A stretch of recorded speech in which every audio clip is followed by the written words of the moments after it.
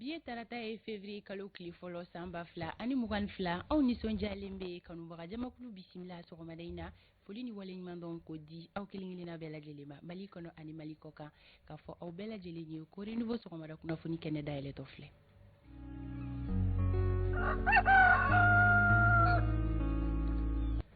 Sebagaw aw ni layidu ta aw ye wa an bɛ to an ka layidu kan kɔ o ye ka na ni jɛmukan in la ɲɛnamaya aw ye dɔgɔkun kɔnɔ siɲɛ 5 ka daminɛ tɛnɛ ka taga bila fo juma na nɛgɛ kanɲɛ 7 mana tɛmɛ ni sanga 15 ye ka taa bila nɛgɛ kanɲɛ 9 na aw ka kunnafoniyaw kunfɔlɔ bɛ fara ɲɔgɔn kan renouveau matin jamakulu fɛ k'a lase aw ma min b'a to aw kelen-kelenna ka kunnasiri o ka ban pewu ka aw to fo aw jabala la o la an mana sigi nin kɛnɛ kan soli ka wuli kɛbagaw a ka kan an ka fɔlɔ-fɔlɔ ka aw fo sabula baara ɲɔgɔn tɛ cogoya si la maa minnu bɛ yen nɔ ko olu ye u ka cakɛyɔrɔ la sɔrɔ ka ban u ka telew bɛ renouveau la ko nin ye kunnafoni kɛnɛ dayɛlɛtɔ ye aw ye aw minnu fana bɛ sɔgɔ anw na don o don sɔgɔmada fɛ aw ka sokɔnɔnaw la an bɛ foli belebeleba di aw bɛɛ lajɛlen ma lamɛnbaga jamakulu an mana sigi nin kɛnɛ kan an tɛ ɲinɛ aw fana kɔ sabula radio kɛmɛyirika o bɛ sɔgɔ ni jɛmukan in na ka se ka a lase togodaw ka fara duguba kɔnɔnaw kan min b'a to maliden kelen-kelenna bɛɛ lajɛlen ka se ka dama kɛɲɛya kunnafoniya ko o na sira fɛ o la renouveau FM lamɛnbagaw aw ni ɲɔgɔn tuma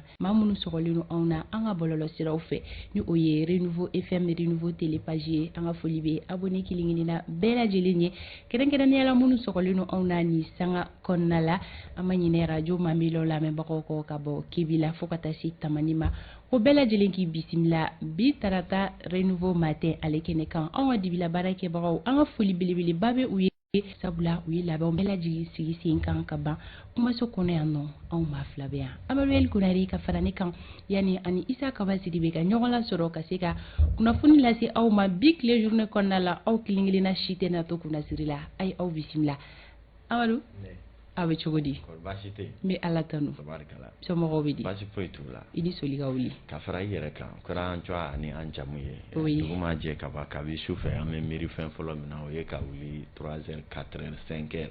walasa an bɛ se ka kibaruya dɔw fara ɲɔgɔn kan ka kunfɔlɔw lase yanni fasiri jamajɛkulu ko labɛnw bolo da ka cɛdenw cɛri dugu kɔnɔ siga fosi t'a la ɲɔgɔn sɔrɔ bi kukura oui ni Ala sɔnna sɔɔni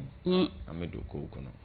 sɔɔni an bɛ don kunnafoni olu kɔnɔna la o la ko kunnafoniya jumɛn bɛ dugu la bi sɔgɔmada in na jɛmukan kɔnɔna la anw ka kunnafoniyaw bɛna tali kɛ fɛnw kan bakurubaw olu filɛ nin ye anw ka bi walawalali kumakun bɛna tali kɛ fɛn min kan Isa Kaba Sidibe ale bɛna kumasen min ta ka walawala aw ye o de bɛ tali kɛ expulsion na expulsion o ye fɛn jumɛn ye o bɛ tali kɛ gɛnni de la o la k'a kɛra cogo di Isa Kaba ye nin kumakan in ta kun jumɛn na a bɛna walawala aw ye sɔɔni o bɛ lase aw ma bi jɛmukan in kɔnɔna la fɛn bɛ tali kɛ farafinna jɛkulu la ni o bɛ tali kɛ CEDEAO ka fara UEMOA kan ni wagati laban ninnu kɔnɔna la an y'a ye k'a fɔ fɛn min kɔni bɛ tali kɛ mangoyamugu la o surulen don u kan an bɛ se k'a fɔ o cogo la ko mun de nana ni o ye anw bɛna ɲininkali tɛnku Modibo Mao Makalu la ale ka se ka ɲɛfɔli kɛ an ye bɛɛ lajɛlen ka kunnafoni ɲuman ka a se ka o sɔrɔ ni wagati laban in kɔnɔna la an y'a ye k'a fɔ kunnafoni di baaraw kɔni gɛlɛyaba bɛ a kɔnɔna la o hukumu kɔnɔna la anw ni directeur de publication dɔ bɛna ɲɔgɔn lasɔrɔ kɛrɛnkɛrɛnnenya la kunnafoni di gafe min bɛ yen nɔ n'a bɛ fɔ a ma ko le wagadu o maa ɲɛmaa Abdramane Sisoko ale bɛna bisimila bi sɔgɔmada in na ka se k'a da don gɛlɛyaw la ka fara o kan Sori Ibrahim Diallo ale bɛ bisimila i n'a fɔ ladalako la Hawa Daɲogo kɛnɛya kunnafoni bɛ ale bolo Alexis Kalambiri fana bɛ bisimila bi a ma sɔn fɛn min ma fo ka taa se don kibaru di sɛbɛnw ɲɛfɔlɔ fɔlɔ laselu olu fana bɛ kɛ bi sɔgɔmada in na jɛmukan kɔnɔna na ka fara anw ka don fɔli duman ale kan Amadu El Konare ale bɛ yan nɔ ka se ka don kibaru lase aw ma sanga kungurunin aw bɛna ɲɔgɔn lasɔrɔ yanni o cɛ wagati bolo dacogo ale filɛ.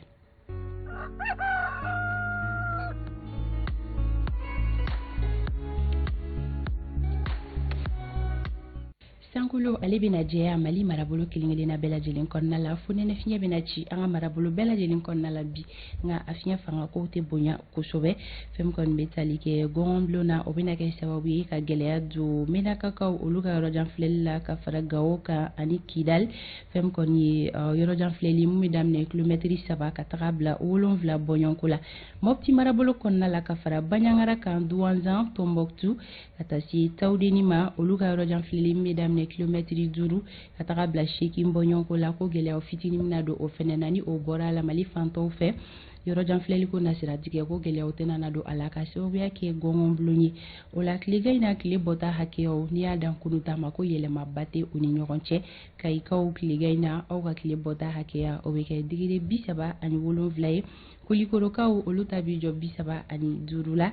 fɛn bɛ tali kɛ Sikaso la ani Segu olu ta bɛ kɛ digiri 34 ye Moptikaw olu ta bi jɔ 33 la Tombouctou ani Gao olu ta bɛ kɛ digiri 30 ye Kidalikaw olu ta bi jɔ 28 na Menaka ka fara Tawudini kan olu ta bɛ kɛ digiri 29 ye Bugunikaw tilegan in na olu ka tile bɔta hakɛya o bɛ kɛ digiri 35 ye Kucalakaw olu ta bi jɔ 34 na Kita olu fɛnɛ ta bɛ kɛ 35 ye Ɲorokaw olu fɛnɛ ta bi jɔ 35 la Nara olu ta bɛ kɛ 34 ye Douanzan olu ta bɛ kɛ digiri 31 ye San marabolo kɔnɔna la tilegan in na olu ka tile bɔta hakɛya o bɛ kɛ digiri 34 ye Baɲangara olu ta bi jɔ 33 la Joyilakaw olu ta bɛ kɛ digiri 35 ye Bamako district kɔnɔna la ko nɔgɔ fitinin bɛna da kaba la fɛn bɛ tali kɛ funɛnɛ fiɲɛ la o bɛna ci nka fiɲɛ fanga o bɛ se ka bonya wagati ani wagati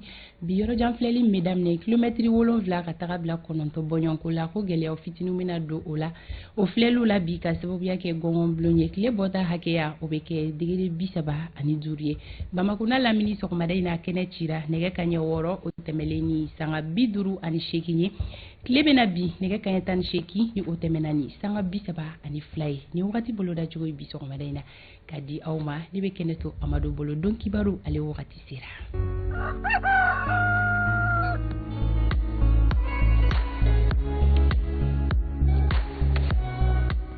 sanga 24 o bɛ nɛgɛ kanɲɛ 7 sanfɛ Amadu kanubagaw kɔrɔtalen don ko kibaruya jumɛn bɛ Mali kunkan kosɛbɛ an bɛna ɲɔgɔn sɔrɔ sɔɔni saga ye 24 y'a fɔ ten waati mɛn Fatimu Jalo ORTM cakɛla don ale ka jateminɛna la bi sɔgɔmada in na Mali kibaruyaw la bakuruba ye Faransikaw ka lasigiden fɔ nin ye sira di ale ma ko ka taa ka bɔ Mali kɔnɔ joona joona tile 3 dira ma tɔ kɔni ye lɛrɛ dɔmɔdɔ ani yari ye min kuma ciyara kosɛbɛ kunungo ani suro an bɛna kuma o kan sɔgɔmada in na don kibaru ale kɛnɛ kanan na o ko kɔnɔ min ye Faransikaw ka politikimaaw ka haminaw ye mun ye a ko kan olu bɛ ka wulikajɔ jumɛn kɛ ka dɛmɛ ɲɛsin u ka jamana faamaw ma ani Mali kɔnɔ u maaw ka yetaw ye jumɛnw ye nin bɛɛ lajɛlen bɛna maana sɔgɔmada in na sisan dani nɔ ka bɔ o la an bɛna lakana ko nasiratigɛ la min ye opération kɛlɛtigi n'o ye finitigila ka minnu kɔni bilala kɛlɛ gun kan Nara mara kɔnɔna la olu ka jaabiw bɔra kaba jaabi minnu na u tɛgɛ dara fɛn fɔlɔ minnu kan o bɛ taa se carburant n'o ye tajiw n'a ɲɔgɔnnaw ye o litiri 2000 ka taa se marifa caman ma de ani moto ani k'a dɔn juguw yɛrɛ dagayɔrɔw cili an bɛna olu fana ka kɔmasegi baaraw lase kubaruya min b'o ko kan sɔgɔmada in na don kibaru ale kɛnɛ kɔnɔna la n'an bɔra yen nɔ min ye jamana kɔnɔna la ya kibaruya tɔw ye jumɛn ni jumɛn ye misɛnmanw fara belebelebaw kan an bɛna nin bɛɛ fara ɲɔgɔn kan sisan dani nɔ bi tarata donya in na min ye février kalo ale jɔli daminɛw ye kaba k'aw bɔ kunnasiri la a y'aw bisimila renouveau don kibaru tɔgɔ la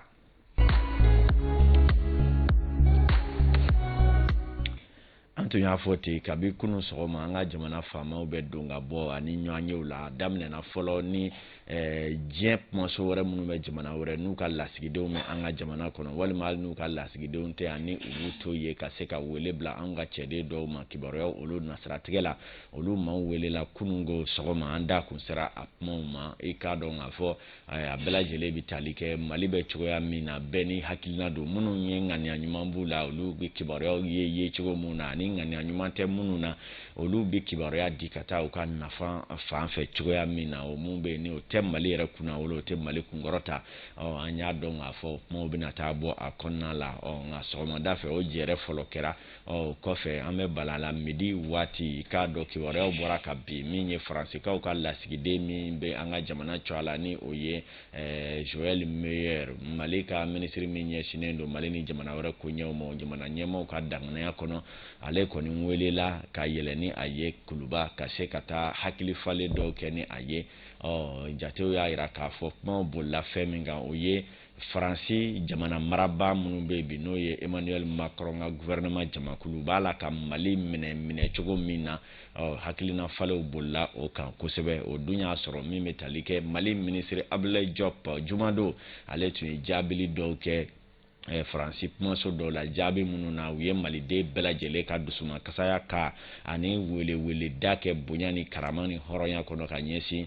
Faransi ministriw ma jango gouvernement jamakulu minnu bɛ n'o dɔ ye Jean-Yves Le Drian ani Florence Parly olu kɛlen do ka i ka dɔ damatɛmɛ ni tɛgɛlɛni kɔrɔfɔw ni jɔyaba minnu ta ka ɲɛsin anw ka jamana marabaaw ma ni waati laban ninnu na o maaw tun ɲɛna k'a fɔ ko o bɛna kɛ sababu ye u ka jisumani kɛ o koliji la nka o dugujɛ kelen Jean-Yves Le Drian a ye kuma wɛrɛw fɔ a seginna a ka o kuma kelenw kan minnu b'a yira k'a fɔ i k'a dɔn hali bi ni a ka bi a ti bilasirali k'a mɛn jɔyali min b'a bolo ka ɲɛsin Mali faamaw ma ni a ma dɔ fara o kan a ti fɛn bɔ o kan o kɔni kɛra sababu ye ka Mali finitigilakaw minnu bɛ ka se jamana marabaaw ni maliden caman ma minnu y'a ka kuma kuraw lamɛn ka u dusuma kasaya kosɛbɛ k'a dɔn k'a fɔ jamana minnu bɛ yen ni an si tɛ i ka jɔnya juru tɛ si kan na an bɛɛ y'an da jamana lakika ye dɛmɛɲɔgɔnyaw de bɛ ka an se ɲɔgɔn ma bi o ka se sababu ye sigi fɔ ka boloda o kama min bɛ tali kɛ Faransi ambassadeur welela ka se ka taa a hakilinaw don a kɔrɔ min bɛ tali kɛ Faransi maraba ɲɛmaaw b'a la ka hakilina minnu ta u bɛ se ka hakili fara u bolo kan cogoya min na a kɔni ma ɲa min kɔ a kɛra hakilinaw tali ye ka se ka ambassadeur in kɔni gɛn ka bɔ Mali yɛrɛ kɔnɔ pepewu tile 3 o kɔnɔna la min ye maa caman ye yɛrɛma ɲininka k'a fɔ Abdoulaye Diop kɛlen kɔ ka jaabi lakikaw di ka ɲɛsin Faransikaw kaw ma ko nin wale in nana cogo di an ye kibaruya minnu sɔrɔ Abdoulaye Diop yɛrɛ ka kumaw kɔnɔna la kunun o ye k'a fɔ ko Faransi gouvernement bɛ bolo min kan ye bi k'a fɔ ko fanga yamaruyalen tɛ Mali kunna maa minnu bɛ cɛsiri ni wulikajɔw la jamana mara la k'a daminɛ jamana kuntigi Asimi Goïta ka se Choguel Maïga ani jamana marabaa minnu bɛ bi n'olu bɛ ka Mali yɛrɛ ka jɛnatigɛ koɲɛw ni jamana mara baaraw ɲɛnabɔ ko Faransi gouvernement fɛ ko olu kɔni tɛ maaw ye minnu ye jamana marala lakikaw ye u tɛ sariya kɔnɔ wa ko maaw don minnu kɔni tɛ maa jɔsen kelenw ye min ye jamana ɲɛmaaw y'a yira k'a fɔ ni Faransi yɛrɛ gouvernement bolo ko jamana marabaa tɛ yan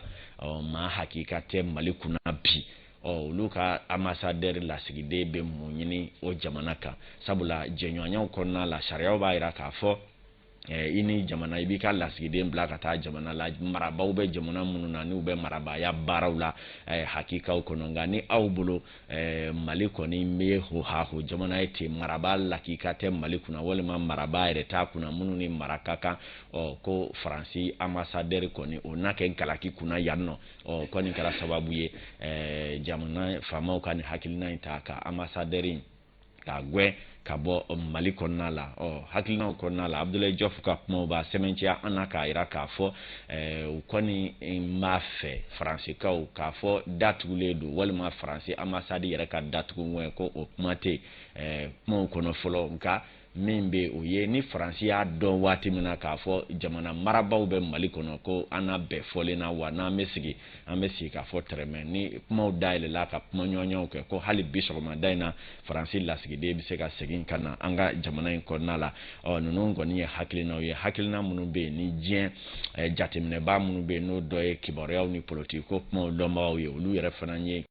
kuma minnu sɛbɛntiyali minnu kɔnɔ olu ye jalaki bolokɔni si Faransi jamana na k'a dɔn k'a fɔ kuma ɲɔgɔnya ni jɛɲɔgɔnya ani lasigidenya min bɛ i ni jamana ni ɲɔgɔn cɛ ni ɲɔgɔn faamuyabaliyaw bɛ aw ka sigi ka kuma o sira jɔnjɔn bɛɛ bɛ sariya kɔnɔ ka ɲɔgɔn faamu o ka fisa ni min ma aw bɛ taa diɲɛ kumaso sanfɛ aw bɛ Mali faamaw mafiyɛnya ministre Jean-Yves Le Drian ale bɛ ka maa minnu nɛni an ka jamana kɔnɔ olu ka fɔ la jamana kuntigiw de don ministre ɲɛmaaw de don ale dun ye ministre gansan ye k'a ye dasagofɔ ni nɛni ka ɲɛsin an ka jamana faamaw ma ko fɛn don min ye damatɛmɛ wale ye nin ye jateminɛbaa caman ye diɲɛ yɛrɛ bunakun kan minnu ye o hakilinaw di ka dɔn k'a fɔ a kow b'a la ka dama tɛmɛ maaw sigilen k'a lajɛ jango an ka transition maaw b'a fɛ ka yɛlɛma mun don Faransi ka kow taabolo la an ka jamana kɔnɔ u ma se k'u dayɔrɔ sɔrɔ u yɛrɛ la nka kow ka nin waati ninnu kɛwalew ni kumaw bɛɛ lajɛlen b'a jira k'a fɔ hali bi jɔnya ko bɛ Faransi kɔnɔ ka se ka Mali minɛ k'a don kama kɔrɔ min ka di u ye waati ni waati bajabilaya la u b'o kɛ an ka jamana kɔnɔ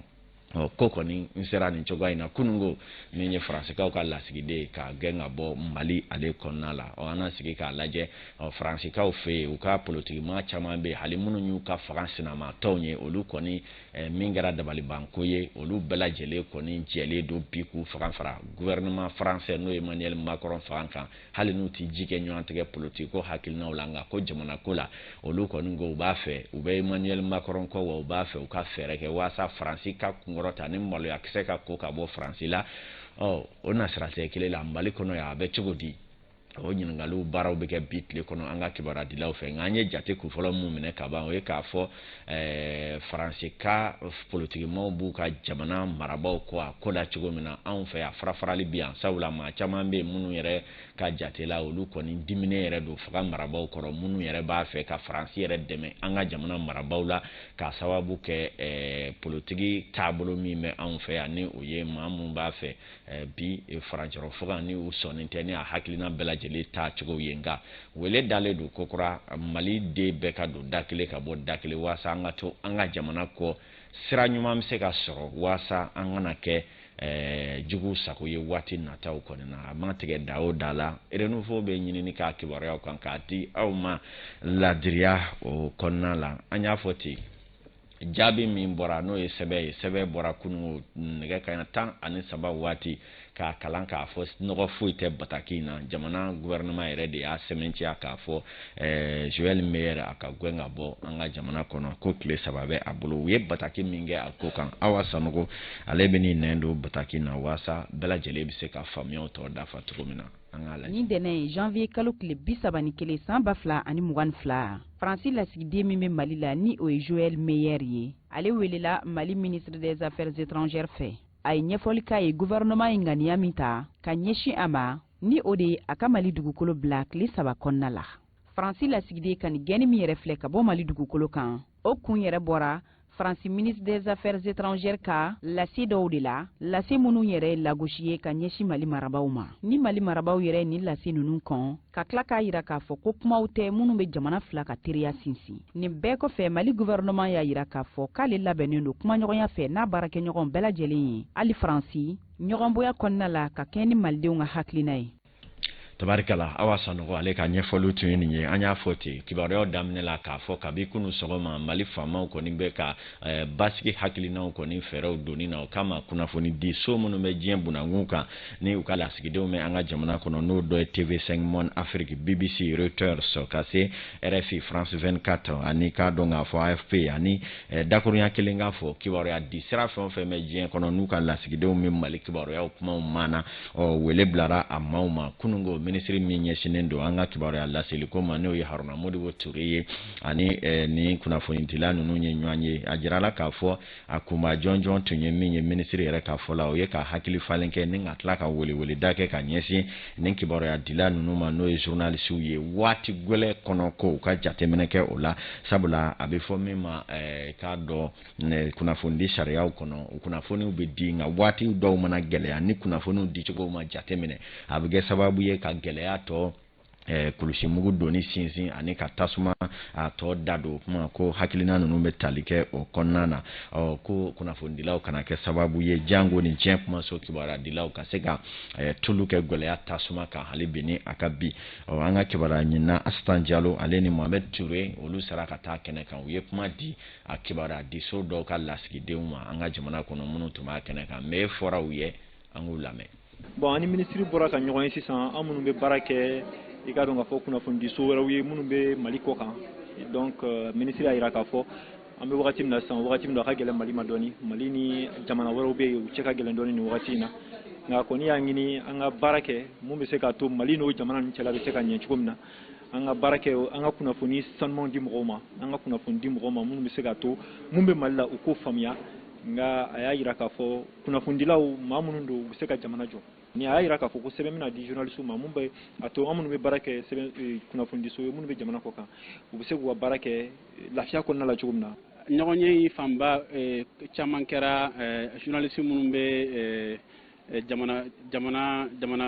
wɛrɛw médiaw représenter Mali la yan nɔ olu ka gɛlɛya min b'olu kan ɲɔgɔn ye fanba kɛra o de kan an y'a ye k'a fɔ o gɛlɛyaw la i b'a ye n'an an mago bɛ par exemple gouvernement ka fan fɛ ka mɔgɔ sɔrɔ min bɛ kuma an ye ka fɛnw ɲɛfɔ an ɲɛna hali tuma dɔw la i bɛ se ka communiquer ni fɛn dɔw ye minnu tɛ tiɲɛ ye mais i ka mɔgɔ sɔrɔ ka f'u ɲɛna ko nin tɛ tiɲɛ ye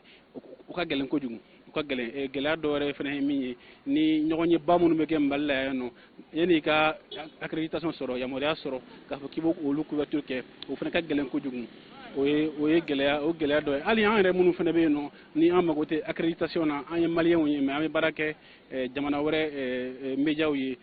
an ka déplacement ko a gɛlɛyalen don depuis 2019 ka rencontrer ka se ka ɲɛfɔli kan ye Mali situation bɛ cogoya min na surtout furukufuruku bɛ Mali ni jamana a partenaires dɔw ɲɔgɔn cɛ ani fɛnɛ Mali ka situation sécuritaire min n'o y'a ka lakanako ye k'an k'an kɔlɔsi nin fɛn ninnu na cogoya min na Mali ka fɛn bɛ se ka basigi ani fɛnɛ anw yɛrɛ bɛ se k'an ka baara kɛ hakilisigi kɔnɔna na donc a y'o kumakan ninnu de fɔ an ɲɛna ani fɛnɛ a y'an lamɛn an fɛnɛ hakilina ye mun ye ani an bɛ baara minnu kɛ an bɛ gɛlɛya minnu sɔrɔ a kɔnɔ donc an ka baara ɲɔgɔn tabarikala halasigiden minnu bɛ olu dɔw mun bɛ bamanankan mɛn o dɔw ye nin ye n'o tɛ nansara caman tun b'a kɛnɛ kan tubabu media ninnu cɔ a la olu kɔni caman ma se ka ɲɛfɔli kɛ kibaruya ye bamanankan na min ye bilasiraliw kɔni kɛra tɔ tora ɲɔgɔn faamuyaw kan na waasa maa si ka accréditation kana bɔ si la jamana in olu kɔnɔna la n'an bɔra yen an tun y'a kuma fɔ min bɛ tali kɛ Mali lakanabaaw ye kɛlɛbolo hakilina dɔw sigi sen kan a bɛ fɔ min ma opération kɛlɛtigi ani opération Maliko nin ye Mali ka hakilina ye ka se ka an ka finitigilakaw kɔni fara ɲɔgɔn kan ni k'u tila k'u bila Mali marabolo gun na jango bamanciw ka hoho ka bɔ yɔrɔ minnu na jaabiw kɔni b'a la ka di mɔgɔw ma waati ni waati jaabi minnu bɛ ka bɔ kɛlɛ ninnu na ani cɛdenw b'a la ka tɛgɛ dali min kɛ juguw kan ko kɔnɔ ni lafiya minnu yɛrɛ bɛ kana sigidaw kɔnɔ ani maa caman bɛ olu bɛ ka se ka segin ka t'u jabalaw la min ye Nara mara fan fɛ i n'a fɔ maaw y'a ye an ka jamana ka jabaranisoba la janvier kalo tile ka ɲɛnamayaliw kɔnɔ n'o ye Mali ka woromasiri tabaw ka ɲɛnamayali ye min bɛ tali kɛ kɛlɛbolo min bɛ yen ni o bilala ka don Nara mara kɔnɔna la o de ye opération kɛlɛtigi 1 ni a kɛlɛjuru ninnu juru kɔni dilen don kati commandant de zone ni o ye colonel Bubakar Yansari Sanogo ale kɔni ma ka fara a danga kan n'o ye maa min bɛ n'o ye Seydou Basiru Ɲagado ye olu kɔni ka jaabi kunfɔlɔw sɔrɔla ka ban jaabi minnu na u y'a jira k'a fɔ min bɛ tali kɛ u ka nin saloli kɔnɔ k'a daminɛ Nara forêt di Wagadu kɔnɔ ka taa fɔ min ye Bamabugu ninnu olu yɔrɔ ninnu na min bɛ tali kɛ gasoil ni essence ni taji minnu bɛ yen ni bamanciw bɛ magoɲɛw kɛ ni a ye k'u ka bolimafɛnw kɔni ta ka taa tiɲɛniw kɛ o litiri 2000 bɔyanko u ye tɛgɛ da o kan min bɛ tali kɛ marifa 11 minnu yɛrɛ cɛ ma i k'a dɔn PM5 ka taa se carabine chinoise olu fana ma o bɛ o 2 ka se min ye marifa min bɛ yen ne bɛ fɔ ko fusil de chasse ni o ye donso marifaw ye o fana 4 bɔyanko u ye tɛgɛ da o kan maa ninnu bolo ka se mobiliw ma n'o ye pick-up ye telefɔni caman ani maa caman yɛrɛ fana bɛ yen minnu ye bamanci ninnu ni u jɛɲɔgɔnw ye ka wele bila o caman ba den ma olu kɔni bɛ lasagoni kɔnɔ waasa sɛgɛsɛgɛli tɔ olu ka se ka ɲɛnabɔ kosɛbɛ kɔfɛ fana ka ladɔnya k'a fɔ wulikajɔ saloli fɛn fɛn bɛ yen n'o ye sigidaladenw yɛrɛ bɛ se ka jigiya kura sɔrɔ u y'o baaraw bɛɛ lajɛlen kɛ nin waati ninnu kɔnɔna la ka dɔnna k'a fɔ nin opération kɛlɛtigi 1 ni i k'a dɔn a bɛ u ka kɛlɛbolo daga 6nan kɔnɔ min ye ka ɲɛmayaw bɛɛ lajɛlen kalifa Bubakar Yansari Sanogo la ale ni Bubakar Seydou Basiru Ɲagadu kɔni bɛ baaraw daminɛna kabi décembre kalo laban fɔ kana se an bɛ waati min na i ko sisan wulikajɔw kɔni bɛ senna baara min dir'u ma ye u ka taa bamajiw bɛ yɔrɔ o yɔrɔ u ka si k'u gɛn ka tilen k'u gɛn ka tɛgɛ da u kan min ni faali ka kan u ka fa min yɛrɛ m'a minɛ o kan ka kɛ cogo min na sariyaw kɔnɔna la o fana baaraw ka sabati k'a sɔrɔ a ma kɛ ni buna hadamadenya sariyaw sɔsɔli ye ani min ye sigidaladenw ye ka se ka jigiya kura di olu ma u bɛ se ka da u ka jamana lakanabaaw la k'a dɔn k'a fɔ u bɛ se ka suna u fɛrɛ ma gɛlɛyama maa si sɔrɔ baaraw bɛ ka to o cogo la min ye kɛlɛbolo ninnu sigilen don Mali fantɔw minnu fɛ olu jaabiw fana bɔra kɔfɛ an n'olu lase aw ma minnu bɛ k'a daminɛ fɔ Sikaso mara Kucala ka se jamana yɛrɛ cɛmancɛ bolo ma sebaaya kɔni b'a la ka sɔrɔ an ka finitigilakaw fɛ u yɛrɛ k'a fɔ la ko hakilina kuraw ni minɛn kura minnu ni baara taacogo kuraw minnu bɛ yen ko kɛlen don ka fiɲɛbɔ daba di u ma hali mugujugu don ni u ɲɛ an ka cɛdenw yɛrɛ bɛ ka se k'o mugujugu ninnu yɛrɛ labɔ ka se ka olu tiɲɛ n'a bɛ fɔ min ma ko déménagement k'olu baaraw bɛɛ lajɛlen sabati olu bɛ sen na nin waati na an ka jamana kɔnɔna la sanga 42 coyi o bɛ min ye finitigilakaw ka jateminɛ la bi sɔgɔmada in na waati kelen bɛ jamana population fana sabula olu fana ka dɛmɛ fanga ka bon finitigilakaw ma ani ŋana ɲumantigi minnu yɛrɛ fana bɛ jamana faso kɔkɔrɔ don waati gwɛlɛnw kɔnɔ olu bɛɛ ka jateminɛ la Fanta Tungota kibaruya kunfɔlɔ minnu salo tuguni yani an ka sorila sɔrɔ sira kana ko ɲɛw fana kan o b'a to an bɛ sorita directement a ka se ka an ladɔnniya bi sɔgɔmada in na taa ni ka seginw bɛ hukumu jumɛn de kɔnɔna la gɛlɛyaw jumɛn bɛ a kɔnɔna na a tɛ ɲinɛ cogoya si la Anazer ka bilasiralikanw kɔ min b'a to bɛɛ lajɛlen bɛ se k'i janto i yɛrɛ la siraba kanaw la k'i janto i mɔgɔ ɲɔgɔn na o la an ka nɛgɛ karafetigi Fuseni Dawu i b'a lajɛ ni sira labɛnw sabatilen don